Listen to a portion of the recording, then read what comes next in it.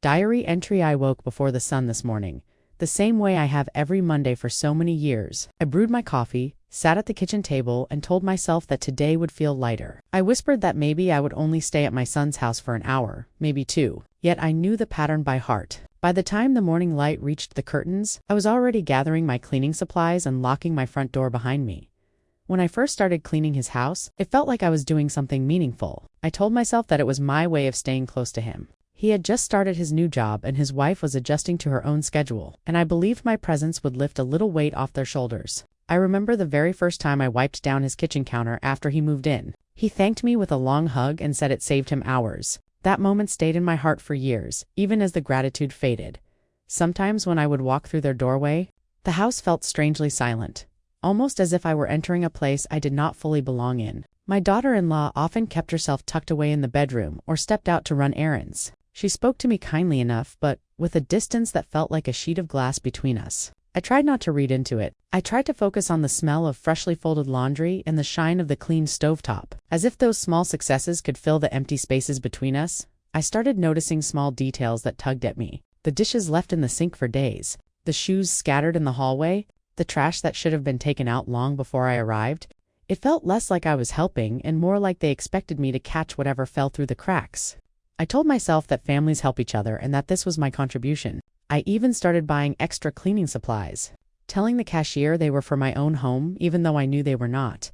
A neighbor once commented on how often she saw me heading up their walkway with a bucket in my hand. She laughed gently about how dedicated I must be. I smiled back but felt a prick of embarrassment. I wondered for the first time whether dedication was the right word. Still, every week I showed up. I told myself it was love. I told myself it was connection. Yet deep in my chest, something heavy had begun to grow. A feeling I tried to ignore. A feeling that whispered that maybe I was giving too much while receiving very little in return. I never wrote these thoughts down before now. They felt too disloyal, too sharp, too painful to admit. But as I lay here tonight, recounting the day, I can feel something shifting inside me. I can no longer pretend that this routine has not become my life, and I am beginning to see how small it makes me feel. I do not know where this story is going yet. I only know that something inside me is waking up. * diary entry. Remember the exact moment the first real crack formed in the picture? I had tried so hard to paint of our family harmony. It was a warm afternoon, the kind where the air feels thick and even the birds seem quieter. I had finished wiping down the kitchen counters and stepped out onto the porch to shake crumbs from a rug. That was when I heard my daughter-in-law's voice floating through the open kitchen window. She was talking on the phone, her tone sharp in a way I had never heard directed at me. She said she wished I would not come by so often. She said it made the house feel crowded. She said that my constant cleaning made her feel judged. I stood frozen with the rug in my hands, unable to move. For a moment I wondered if I had misheard, but the words repeated clearly. My heart tightened as though someone had gripped it. I told myself she was probably stressed or overwhelmed. I chose to believe that explanation because any other truth felt too painful to hold. I remember that evening my son canceled our dinner together. He sent a short message saying something had come up. I stared at the screen longer than I needed to, wondering whether the cancellation had anything to do with what I overheard. I told myself it was coincidence. I told myself not to create stories in my head. Yet the doubt had already begun to take root. Soon I started noticing a tension that had not been there before. My daughter-in-law corrected the way I arranged dishes in the cupboard. She sighed when I folded towels differently than she preferred. One day she shifted a pot on the stove the moment I placed it down, as if my touch had unsettled something delicate. I tried to adjust to make myself smaller, quieter, easier to accept. I changed my cleaning style, my rhythm, even the products I used. Still, the air between us felt strained, as though I were an intruder rearranging a life that did not belong to me. I felt so tired. Not the kind of tired that sleep fixes, but the kind that settles deep into your bones. Still, I continued to show up because the alternative felt like giving up on my relationship with my son. I hid the hurt from my friends, smiling and nodding when they teased me about being so devoted to cleaning a house. That was not mine. That was when I began journaling. It started as a late-night whisper onto paper, just a few words at first. I wrote about feeling misplaced, about wanting to help, but sensing my help was no longer wanted. The ink on those early pages looks shaky, almost embarrassed. Even now, I feel strange admitting how much their approval meant to me and how deeply their indifference stung. Tonight, I realize that doubt does not appear all at once. It begins with a small bruise on the heart, something you think you can ignore. But left untouched, it grows. And now I can see clearly that it had already begun growing in me long before I was willing to admit it. Asterisk diary entry. This chapter of my life still feels heavy when I revisit it. As though the air thickens around me. It was the period when the line between helping and being used began to blur, though I tried desperately not to see it. It started when my son began leaving little notes on the fridge. At first, they were friendly reminders, like asking me to water the plants or fold a load of laundry if I had time. I told myself it was harmless. I told myself he trusted me. But the notes grew longer. They turned into lists. By the third week, they were no longer suggestions. They were instructions. Then his wife started adding small favors of her own. She would text me asking if I could just quickly wipe down the baseboards or maybe reorganize the pantry. The word maybe felt thin, like a veil trying to hide an expectation. I should have noticed sooner how icily they assumed I would say yes. My back had already begun to ache. On the mornings after I cleaned, some days I had to hold onto the rail while walking down my own porch steps, but I never mentioned it. I told myself that mothers push through discomfort. I told myself that he needed me, yet deep inside something wilted when I realized my son had stopped saying thank you. Altogether, a friend noticed the change in my energy. She asked why I seemed so tired, so withdrawn. When I explained my routine, she frowned and said it sounded like I was being taken advantage of. Her words startled me. I rushed to defend my son. I insisted that helping him was my choice, that I wanted to keep his home running smoothly. But even as I spoke, my throat felt tight with the weight of something unspoken. The tasks started slipping into the rest of my life. I missed yoga class twice in a row because I felt obligated to finish a deep clean of the living room. I skipped a book club meeting because my daughter-in-law asked me to reorganize their storage closet. I told myself these sacrifices were small, but they piled up like the laundry baskets. I dutifully folded each week. Then one afternoon, I overheard my granddaughter repeating a comment she had heard at home. She said, with the innocent bluntness only children have, that grandma is good at cleaning because that is what she does. I felt my heart pinch. Children echo what they hear around them. That meant someone in that house had said it. I smiled at her because what else could I do? But inside I felt invisible. Not a mother, not a grandmother, not a person with a life of her own, just someone who cleaned. That night I stared at myself in the bathroom mirror, searching for the woman who once had boundaries, who once had hobbies and friends and a spark of confidence. I barely recognized her. Looking back now, I see that the gratitude I once felt cherished by had long faded. What remained was quiet expectation and my willingness to fulfill it without question. I was losing myself one chore at a time. Diary entry. I do not think I will ever forget that morning, not even if I live to be 100 years old. It was a Tuesday, warm and bright, the kind of day that usually lifts my spirits. I remember waking early, telling myself that I would take my time getting ready and maybe treat myself to a slow cup of tea. But old habits win easily. Within an hour, I was in my car driving to my son's house with my cleaning tote resting on the passenger seat like a loyal companion. I arrived earlier than usual. I told myself it would give me more time to clean the guest room. I walked up the driveway quietly, the sun warming the back of my neck. When I reached the porch, I noticed the kitchen window was open. I could hear voices drifting out into the morning air. I should have walked straight to the door and knocked. I should have made some noise to announce my arrival. Instead, I paused to adjust the strap on my bag just for a moment. That moment changed everything. I heard my son's voice first. At first I smiled, ready to call out to him, but his tone stopped me. He said he wished I would stop coming over so often. He said I was acting like the maid. My breath caught. I felt as though the ground shifted under my feet. I waited, praying he would correct himself, that he would soften the comment with a laugh or explanation. He did not. Then my daughter-in-law chimed in. She said she felt uncomfortable having me around so much. She said it felt like I was judging their home, that I made her feel inadequate. I knew then that the comments she made weeks earlier had not been slips of frustration. They were pieces of a larger truth. My heart pounded as I listened. I did not want to, but I could not make my feet move. Then I heard my son joke that, if I wanted to be useful, maybe they should start paying me. He laughed lightly, like it was harmless. The sound felt like a knife. I had spent years scrubbing floors, folding their laundry, picking up toys, dusting shelves, polishing surfaces. I had done it because I loved them, because I wanted to feel connected, because I wanted to feel needed, to hear myself reduced to a household tool rather than a mother broke something inside me that I did not know could break. My fingers felt numb. My throat tightened. I backed away from the porch step by step, afraid that if I made even the smallest sound I would shatter. I walked back to my car as quietly as I could. When I shut the door behind me, I let out a breath that trembled uncontrollably. I placed my cleaning tote on the floor, unable to look at it. It suddenly felt like evidence of how deeply I had betrayed myself. I sat there for what felt like hours.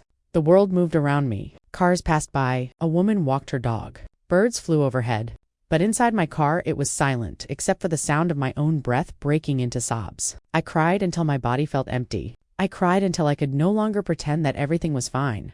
I had given so much of myself. And in one careless conversation, I learned how little it mattered to them. When I finally drove home, my hands shook on the steering wheel. I knew something had changed. I knew I could never go back to the way things were. The sadness sat in my chest like a stone, but beneath it there was something else forming. A quiet resolve. A whisper of self-respect rising from the ashes of my hurt. Diary entry. The morning after I overheard their conversation, I awoke with a heaviness that felt almost physical. My body felt older, tired in a way that no amount of stretching or deep breathing could soothe. For a long time I did not move. I watched the sunlight creep slowly across my bedroom wall and told myself that this day would be different. I would not pick up my cleaning tote. I would not drive to their house. I would not pretend that nothing had happened. It is strange how silence feels. When you are no longer filling it with chores and obligations, my kitchen felt peaceful in a way I had forgotten was possible. I made myself a proper breakfast instead of rushing out the door. I sat at the table and allowed myself to breathe without hurry. But even in that stillness, a knot tightened in my stomach.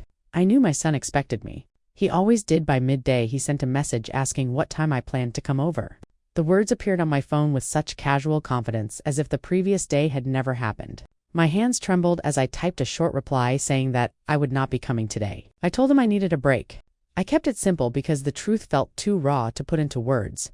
Minutes later, my daughter-in-law called. Her voice carried a sharp edge of annoyance. She asked if everything was all right, though it did not sound like concern. It sounded like inconvenience. I told her I was fine, but taking some time for myself. There was a long pause, the kind that exposes more than it hides. She muttered something polite and ended the call quickly. For the rest of the afternoon, I wandered through my home, touching small objects that once mattered to me before I became consumed by their lives. A framed photograph on the mantel, a half-finished puzzle on the dining room table, books waiting to be read, pieces of myself that I had abandoned in the name of being useful. Diary entry. The weeks that came after. I stopped cleaning my son's house were some of the quietest I have ever lived through. At first, the silence felt like a relief. It wrapped around me like a warm blanket and allowed me to exhale all the tension I had carried for so long. But as the days turned into weeks, that same silence began to feel like an echo, bouncing back my own loneliness. My son barely reached out. When he did, his messages were brief and careful, as if he were stepping around something breakable. He never asked how I was feeling. He never mentioned the change that had occurred. It was as though my absence had been folded into his routine without leaving much of a crease. That realization hurt more than I wanted to admit. The emotional distance between us grew quietly, like a shadow stretching across a room at dusk. I found myself checking my phone more often, hoping for a call that did not come, hoping for a sign that he missed me. But days passed without anything more than the occasional short text asking if I was coming to Sunday dinner. I told him I would try, but when Sunday arrived, I found myself sitting in my car outside my own home, unable to turn the key. One afternoon, my granddaughter called. Her voice was bright and sweet, the way only a child's can be. She asked why I did not come visit anymore. She said she missed me helping her make little nests out of blankets on the living room floor. Her innocence pierced straight through my heart. I told her that I missed her too and that I would see her soon. I swallowed my tears so she would not hear the sadness in my voice. I did see them at a family gathering a week later. The air felt fragile, like something that might crack if anyone spoke too honestly. My daughter-in-law kept herself busy in the kitchen, barely making eye contact. My son asked me how I had been, but his voice carried an uncomfortable stiffness. No one mentioned my absence. No one asked why I had stepped away. It was as if they were afraid of opening a door they did not know how to close again. I stood in the middle of my own family and felt strangely alone. Conversations swirled around me, but I felt disconnected from them, as if I were watching through a pane of glass. I kept wondering whether they sensed the hurt I carried or whether they were simply relieved that the house now stood untouched by my presence. During those weeks, I questioned myself more than I ever had before. Was I being too sensitive? Was I wrong to walk away? Should I have confronted my son sooner? Every question led to another, circling me like restless birds. Yet somewhere inside me, beneath the guilt and confusion, there was a quiet certainty that what I had done was right. I just did not know what to do next. Tonight, writing this entry, I feel that same uncertainty. The silence between us remains, but now it feels like a pause before a conversation that must eventually happen. I know I cannot live indefinitely in this space between hurt and healing. I can sense that a turning point is coming, whether I am ready for it or not. A strange mix of guilt and relief washed over me.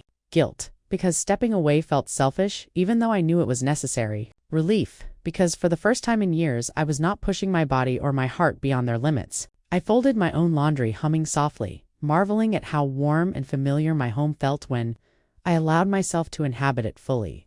Toward evening, my son sent another message. This one shorter, colder.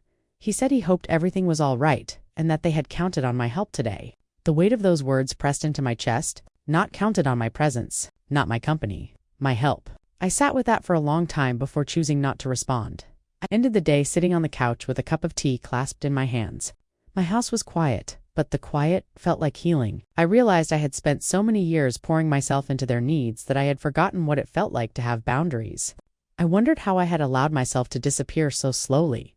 Today marked the beginning of something new, something fragile but necessary. I stopped cleaning their house. I stopped showing up without being seen. I stopped sacrificing myself for people who did not understand the depth of what I gave, and for the first time in a long time, I felt a small spark of strength return to me.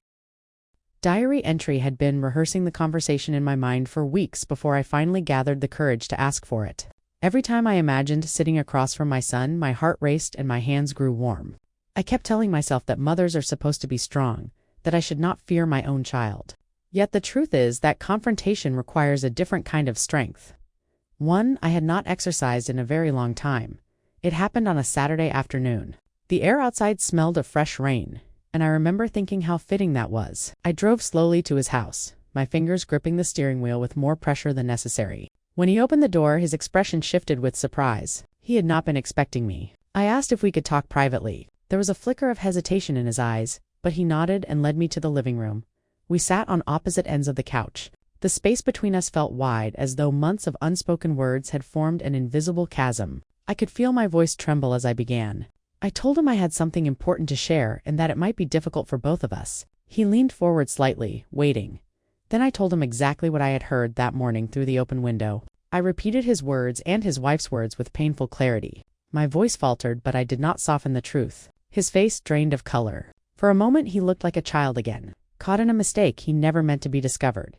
He immediately insisted he had not meant it the way it sounded. He said he had been tired, frustrated, speaking carelessly. His defensiveness rose and fell like a tide. I could see the embarrassment tightening his jaw. He kept glancing toward the hallway as if hoping his wife would appear and rescue him from the weight of the moment. She eventually did step into the room. When she heard the raised voices, she stood with her arms crossed, trying to understand what was happening. When I repeated her words too, she shook her head quickly. She said she had never meant them to be cruel. She said she had been overwhelmed with the house and the routines and felt insecure with my constant presence. I appreciated her honesty more than her denial, even though the truth hurt. For the first time in years, I did not shrink myself to make things easier for them. I stayed steady. I told them how deeply their words had wounded me. I told them how invisible I had felt, how small, how unappreciated. I told them how much love had been woven into every chore I had done for them, and how hearing myself reduced to a maid had shattered something inside me that I had not yet been able to fully mend. My son's eyes grew wet, and he apologized. It was quiet, but it was sincere. He reached for my hand, something he had not done in a long time. His wife's face softened, the tension in her shoulders easing. She apologized too, though her voice wavered with discomfort. What surprised me most was how emotional I became. Years of swallowed feelings suddenly rose to the surface. I cried not only because of the hurt, but because of how long I had carried it without saying a word. It felt like releasing a breath I had been holding for far too long. We talked for a long time. We agreed to rebuild slowly, with clearer boundaries and more honesty. They promised to never assume my help again. I promised to speak up when something hurt rather than bury it. When I left their house that day, the sky had cleared. The pavement glistened with sunlight reflecting off the rain. I felt lighter, though not entirely healed. Healing, I realized, does not arrive in a single conversation. It begins there. Diary entry: the days after our conversation felt quieter, but not in the heavy way they had before. This quiet carried a softness, a cautious hope, as if the air between us had finally begun to clear. I found myself waking each morning without the familiar knot in my stomach, and that alone felt like a small miracle. My son visited me the first week after we talked. He knocked gently, almost timidly, the way he used to when he was a boy who had done something wrong and wanted to make it right. When I opened the door, he smiled in a way I had not seen in years. Not hurried, not distracted, just my son, standing there with sincerity. He asked if he could take me out for lunch. Hearing him ask, not assume, softened something inside me. His wife joined us a few days later for a visit at my house. She offered to help chop vegetables for dinner, an unfamiliar gesture considering how distant she usually was. I watched her move around my kitchen, careful and deliberate, and I realized she was trying. Tentative but genuine. It felt like watching someone learn a new language, slow but meaningful. They both stopped asking for favors. Not a single list or subtle hint came my way. Instead, they invited me for meals, dropped by with small treats, and asked how I was feeling. My granddaughter ran into my arms the moment she saw me, her joy uncomplicated. She asked if we could build blanket nests again. I said of course, and as she wrapped her little arms around my neck, I felt a warmth I had missed terribly. We began having open conversations about boundaries, real ones, the kind that make relationships healthier instead of heavier. I told them I needed my time and my space. I told them I wanted to be a mother, not an unpaid caretaker. They listened. They nodded. My son apologized again more than once, as if he were stitching sincerity into every word. His wife admitted that she had felt insecure having me in their home so often, worried she could never meet my standard. Hearing her vulnerability softened the lingering edges of my hurt.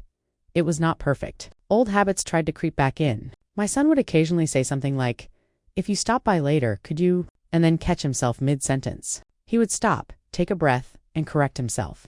I noticed the effort, and I appreciated it more than I could say.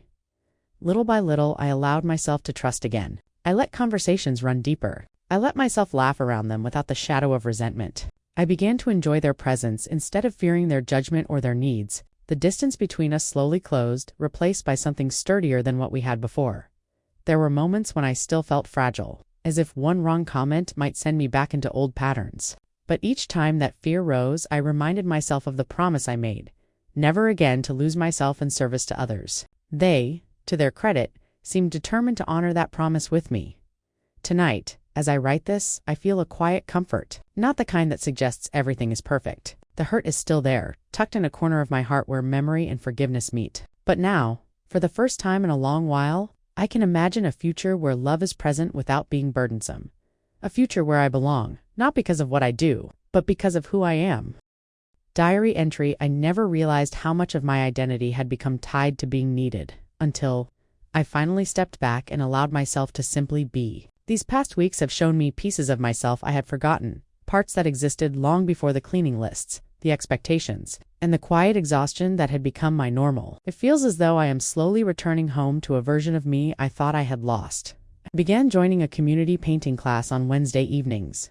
At first I felt out of place, like a woman trying to step into a life that belonged to someone else. But the smell of paint, the soft chatter of the other students, and the simple act of creating something with my hands brought me a peace I did not expect.